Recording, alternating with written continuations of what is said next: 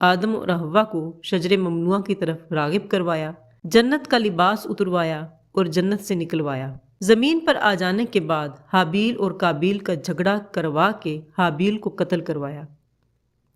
फिर आहिस्ता आहिस्ता इसने अपनी ज़ुर्रियत बनाई और हर ज़माने में एक शख्स को कुफ्र का सरदार बनाकर खड़ा किया। इंसानों ही में से बदबख्तों का टोला बनाया, जैसा कि कदार बिन सालिफ और उसके साथी, जिन्होंने सालेह अलैहिस्सलाम की नाकतुल्लाह को ज़िबह किया।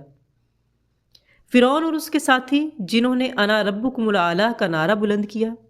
नमरूद और उसके साथी, जिन्होंने हक को आग में फेंकवाया। अबू जहल और उसके साथी, जिन्होंने आखिरी नबी को सताया।